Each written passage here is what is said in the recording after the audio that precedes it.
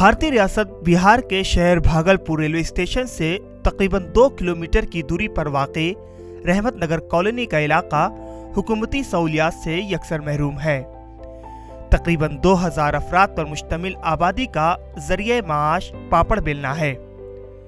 सुबह नाश्ते से फारिग होने के बाद बच्चे से लेकर बूढ़े तक सभी पापड़ तैयार करने में जुट जाते हैं और शाम तक यूं ही उनके हाथ बेलन पर चलते रहते हैं।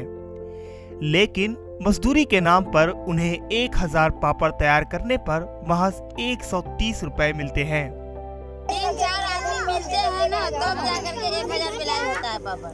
शाम तक मतलब 10 बजे रात तक में जो है ना 1000 पापड़ बिलाता है। ये एक उसका स्टॉप लाते हैं, वो ला करके यहाँ देते हैं बेलने के लिए। अब वो वहाँ से क्या रेट में लाते हैं नहीं लाते हम लोग को मालूम नहीं। यूं तो बाजार में पापड़ महंगे हो गए हैं, लेकिन उनको मिलने वाले मेहनताने में इजाफे की रफ्तार कछुए की रफ्तार के बराबर है। कैसे होता है सर, बहुत मजबूरी होता है हमारे लोग के साथ में। 5-6-7 परिवार बाल बच्चा मिलकर 1000 पापड़ बेलते हैं, दूसरे गांव जाते हैं पेड़ी लाने के लिए। मेरा मजदूरी जो होना चाहिए वो मजदूरी नहीं मिलता है, मगर मजबूरन के तहत जो काम धंधा बेरोजगार है हम लोग, इसके लिए मजबूरन हम लोग को काम नहीं मिलने के बिना पे उसका मिलना पड़ता मजबूरन।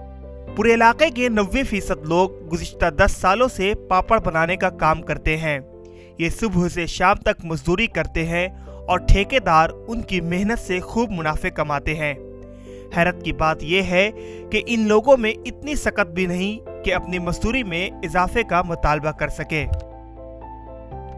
भागलपुर से ईटीवी भारत के लिए सज्जाद आलम की रिपोर्ट।